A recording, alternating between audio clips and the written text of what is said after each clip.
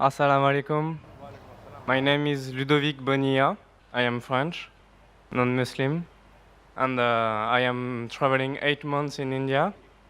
I am 18 years old. I completed my 12 in June, and so inshallah, if you agree, I will meet you in private. But now I just would like to ask you about the Jews.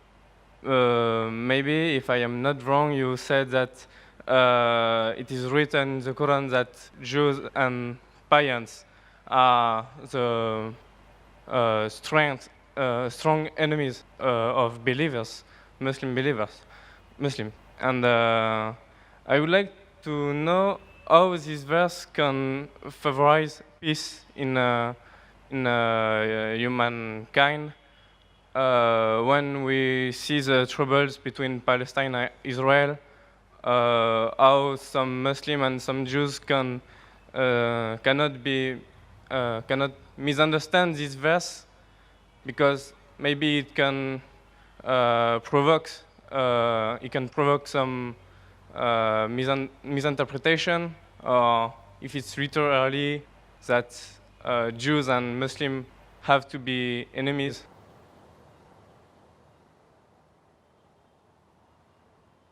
Brother, that's a very good question. That he said, I said in my speech, and I quoted the verse of the Quran of Surah Ma'idah, chapter 5, verse 82, which says that strongest in enmity to the Muslims would be the Jews and the pagans, and the closest in love would be the Christians. So if they wanted to create enmity when they say that the Jews and the Muslims should fight, the Quran doesn't say Jews and the Muslims should fight. The Quran says strongest in enmity to the Muslims, to the believers, will be Jews. It does not say that Muslims should fight with the Jews. It doesn't say that. But it says that the Jews, by nature as a whole, they'll be against Muslims. And I told in my lecture, there are many Jews who accepted Islam. There are many Jews who are good to Muslims. But as a whole, if you take Jews as a whole and the Christians as a whole, the Christians are closer than the Jews as a whole. This is a fact. For example, the Quran says that the Jews are intelligent also. So that's a fact. If they're intelligent, they're intelligent. That doesn't mean that it hides the fact. And the Quran also says that they will be as a whole a staunchest enemy. So this is one of the falsification tests. That today, if you want to prove the Quran wrong, if the Jews get together, all of them, and they decide, let's prove the Quran wrong. At least for 3-4 years, we will be better than the Christians. Let's stop the war of Palestine. You know the Palestinians? The Jews were kicked out by Hitler. Hitler incinerated 6 million Jews. He kicked them out of Germany. The Arabs, the Palestinians, they do ahlan wa sahlan. Come with open arms. After a few years, they are kicked out of the home.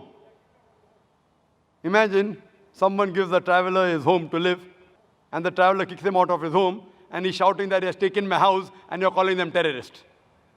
So what they have to do is, let's get together and solve this problem. Whatever the problem is. Not forever. Few years.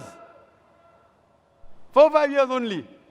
And the problem is solved. So we aren't telling that the Muslims should fight with the Jews. In fact, the Quran says, even if your enemy wants peace, several places, even if they come to fight you, it's mentioned in Surah Anfal, in the battle, if they want peace, give it to them. So Quran is always for peace. Quran is always encouraging them. But if a person does not want peace to prevail, what can we do? Islam is a religion of peace. It wants peace, but it even mentions facts. That means we have to be careful of the Jews. Not that we have to fight them, unless they come and fight with you. That's a different thing. Imagine what's happening in Palestine, what's happening in other parts of the world. So brother, for peace to prevail, you have to follow the guidance of the Quran and live harmoniously rather than be enemies. So Quran doesn't say that Jews should be enemies, but they will be, it's saying. Hope that answers the question.